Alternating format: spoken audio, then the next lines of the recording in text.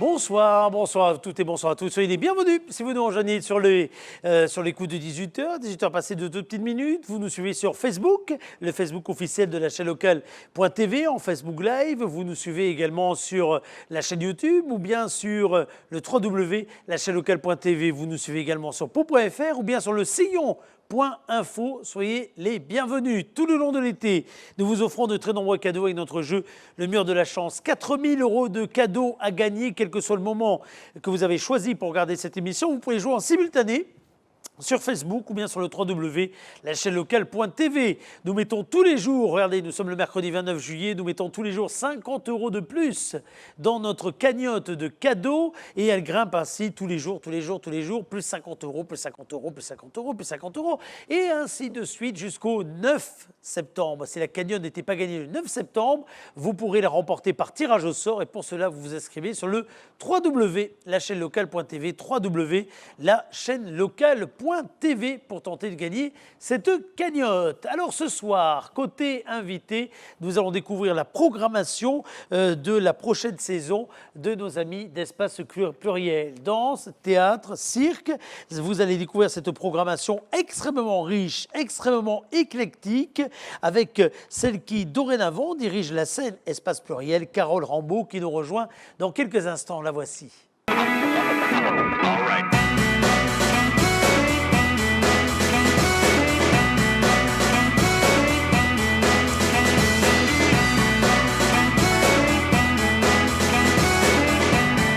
Et j'ai le plaisir de recevoir Carole Rambaud, qui est la directrice de la scène Espace Pluriel. Bonsoir. Bonsoir. Merci d'être avec nous. On va parler de la saison 2020-2021, puisque malgré la période, on est dans un moment où on annonce les saisons culturelles, où on préconise de s'abonner.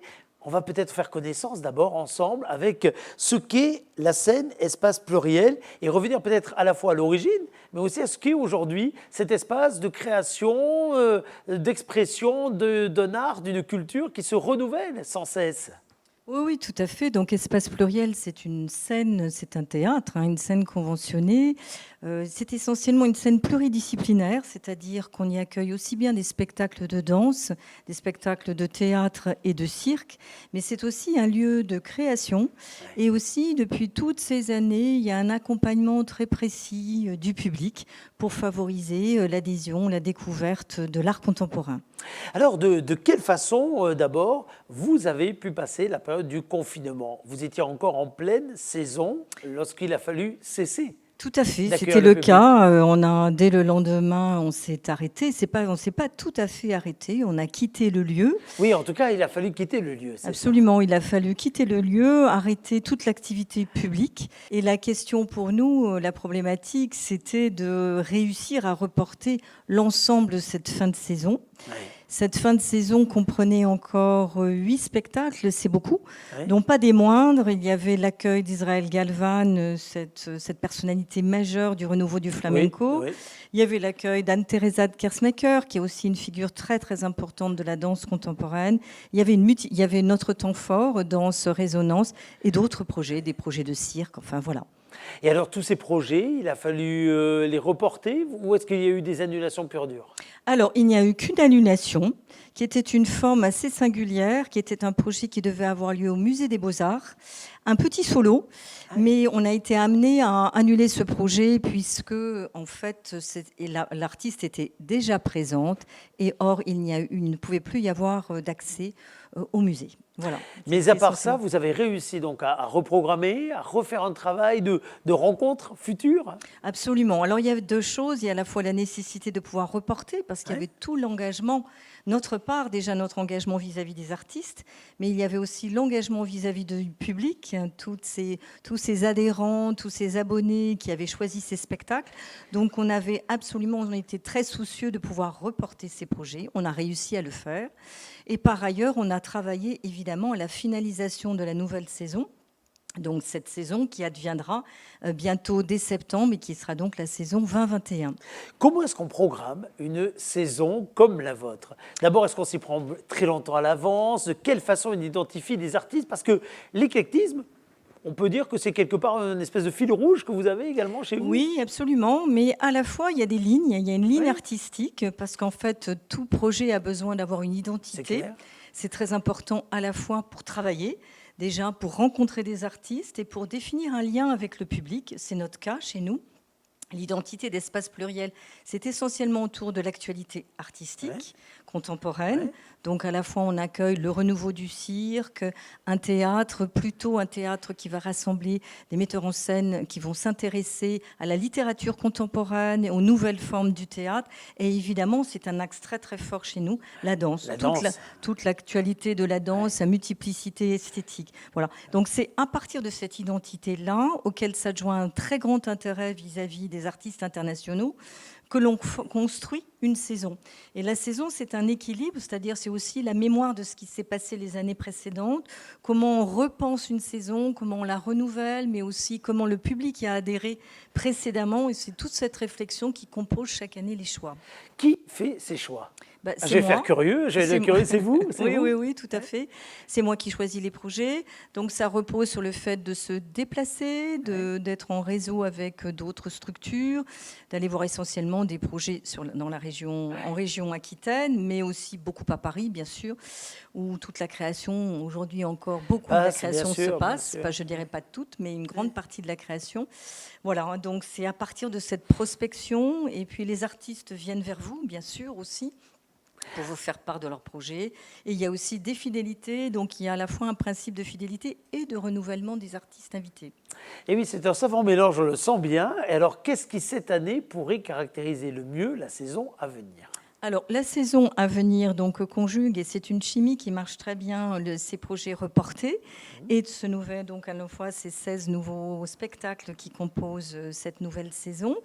Alors, elle est toujours un petit peu articulée autour un peu des mêmes notions, c'est-à-dire cet intérêt pour la création contemporaine. Donc, en matière de danse, comme vous en faisiez cas précédemment, on a préservé un certain éclectisme, une présence d'artistes, évidemment beaucoup d'artistes de la danse contemporaine, mais aussi du mouvement hip-hop, ce renouveau du flamenco dont je vous parlais avec Israël Galvan, un portrait d'Anne-Theresa de Kersmaker avec 2 pièces en diptyque. Voilà, c'est tout ceci qui compose la réalité de la danse. Un intérêt aussi vis-à-vis des femmes chorégraphes. Certaines vont être rassemblées en mars 2021.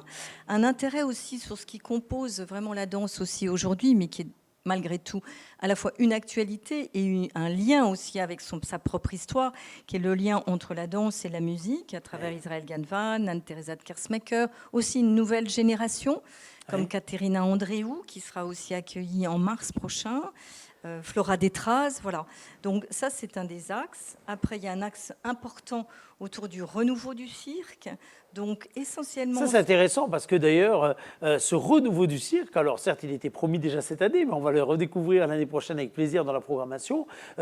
Il peut surprendre d'être au cœur d'un espace, un effet comme celui dans lequel vous officiez. Et pourtant, quel formidable lieu pour des numéros qui sont visuels, sensibles, etc., bien loin de l'image épinale qu'on peut avoir dans certains cirques. Tout à fait. Bon, il y a maintenant, ça fait bien une vingtaine d'années que le cirque a vraiment réussi. C'est lié à la formation des circassiens eux-mêmes, qui sont beaucoup plus au croisement du cirque, de la danse et du théâtre, et qui du coup amènent des réalités de corps très différentes, qui à la fois reposent sur une histoire, une connaissance du cirque, des techniques de cirque, mais à la fois retrouvent des techniques liées à la danse. C'est le cas de pas mal d'artistes qu'on accueillera la saison prochaine, puisqu'on accueillera Johan Bourgeois lié au report, qui est à la fois un chorégraphe, un acrobate, avec cette particularité autour de la technique du trampoline. Et puis on accueillera aussi Mathurin Bolz. Mathurin Bolz aussi est un artiste qui a vraiment travaillé ce renouveau entre le cirque, la danse et le théâtre. Et lui aussi va explorer un dispositif, Johan Bourgeois, qui est un dispositif qui est un immense plateau qui joue comme ça d'effets d'inclinaison. Et en ce qui concerne Mathurin Bolz, là, c'est un jeu, une architecture avec différentes surfaces. Et les acrobates parcourent ces espaces et jouent à l'intérieur de ces espaces. On accueillera une nouvelle génération aussi avec Alexander Van Tourlout, qui est un artiste flamand, qui interviendra sous forme de micro-performance au Musée des Beaux-Arts de Pau. en fin Parce d'année. qu'aujourd'hui, on le sent bien, cette scène espace pluriel, c'est plus simplement une scène. C'est quelque part un territoire entier que vous envahissez dans le bon sens du terme sur une saison. Oui, oui, Même si oui. la majorité est concentrée évidemment sur le lieu que vous occupez. Mais les occasions de sortir, d'amener quelque part la culture, la création, finalement auprès d'autres publics. C'est quelque Oui, chose que vous essayez absolument. toujours de doser dans vos Oui, programmations. oui, bien sûr, bien sûr. C'est pour ça que depuis de nombreuses années maintenant, Espace Pluriel est présent au Zénith. Oui. On programme des grandes formes au Zénith. Il faut bien savoir que l'espace dont nous disposons, qui est le Théâtre Saragosse, Oui, il ne peut pas tout faire. Hein, est voilà. un petit lieu, C'est vrai, un c'est petit vrai. plateau, et accueillir du cirque, ce n'est absolument pas possible dans cet C'est endroit, clair. à part des petites formes. Voilà. Aussi, ça concerne aussi des grandes formes de danse, des grandes formes de théâtre qui ont nécessité à trouver d'autres plateaux. On collabore aussi avec l'espace James Chambaud à Lons, Oui. le Zénith. Voilà. C'est à travers ces différents lieux qu'on peut manifester l'ensemble de la réalité artistique. Est-ce que vous avez eu l'impression que cette période que nous venons de vivre a finalement montré à quel point il y avait un appétit, mais dans le bon sens du terme, hein, sur la création, la découverte, bref, sur le milieu artistique dont on a bien senti qu'il nous manquait dans notre quotidien, quel que soit finalement celui auquel on est parfois habitué, confronté, ou celui qu'on découvre au détour d'une rencontre. Oui, je pense qu'il y a une vraie appétence pour les formes artistiques, pour l'art, hein, pour la culture en général, à travers plusieurs notions. D'abord, l'intérêt, le renouveau que portent les formes artistiques en tant que telles, à quel point il y a des phénomènes d'identification où l'art permet d'être tout le temps dans une actualité, de tout le temps se questionner, de voir apparaître ainsi de nouvelles formes. Il y a aussi le temps de partage que constitue la venue au spectacle.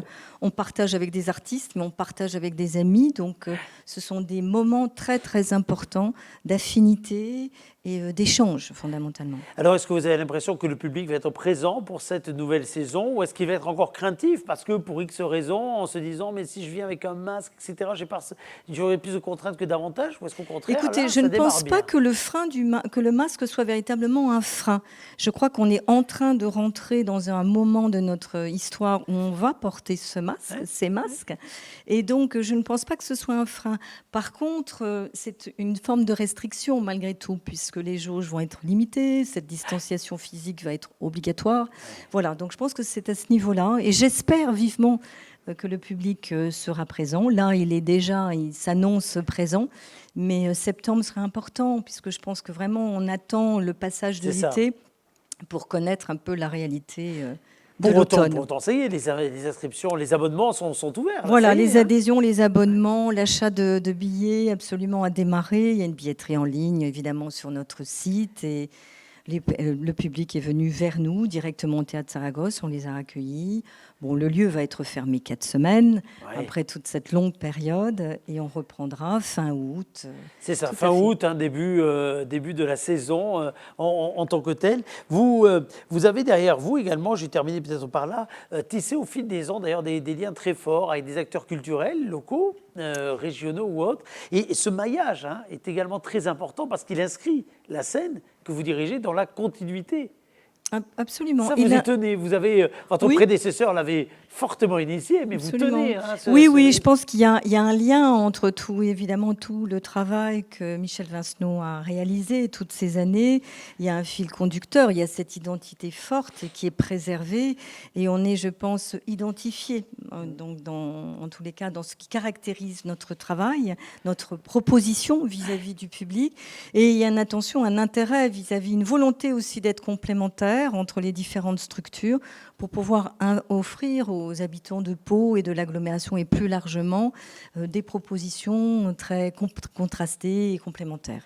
Vous avez l'impression que Pau, que ce territoire d'ailleurs va avoir à la juste place en termes d'offres culturelles qu'il mérite, et la juste reconnaissance au travers finalement du travail de fond fait par vous, du travail ajouté ces dernières années au niveau du théâtre, de l'expression littéraire, etc., etc. Absolument, je trouve que c'est une ville qui est extrêmement riche, qui a une offre culturelle très très vaste, en passant aussi bien par la médiathèque, tout ce qui concerne les arts plastiques, le spectacle vivant, l'OPPB, Théâtre à Pau. Voilà. Il y a comme ça vraiment une force de proposition qui est très importante. Nous aussi, on espère qu'à travers le prochain projet, le projet du Foirail aussi, sera un espace autre lieu aussi d'espace culturel, exactement, un autre espace d'expression. Ouais. Voilà, donc on sent que là se développe vraiment toute une attention vis-à-vis de la culture et le public y répond. Je dis souvent ça, mais je le pense profondément. Le public de Pau est un public, de l'agglomération est un public curieux. C'est vrai. Et on peut être absolument surpris de l'adhésion face quand même parfois à des réalités artistiques qui peuvent être complexes. Et on mesure à quel point ce public est intéressé et a un goût à adhérer à cette actualité. Merci beaucoup, Carole Rambaud. Je renvoie à votre site internet, espace pluriel, alors évidemment pluriel.fr. Vous avez également une page Facebook, évidemment. Et puis sur votre chaîne YouTube, on l'a vu un petit peu en fond, on retrouve évidemment un avant-goût d'ores et déjà, parce que pour être à la saison. J'ai fait une petite présentation. Vous avez fait une sélection, là. Voilà. Et puis il y a une présentation de la saison qui dure une quinzaine de minutes, qui est accessible sur notre site et on peut comme ça découvrir l'ensemble de la saison qui va bientôt démarrer en septembre en tous les cas. Merci beaucoup à vous d'avoir été notre invité. On va se retrouver nous dans quelques petites minutes. On va continuer, vous allez le voir, à parler culture, mais d'une façon tout à fait différente. Je ne vous en dis pas plus. À tout de suite.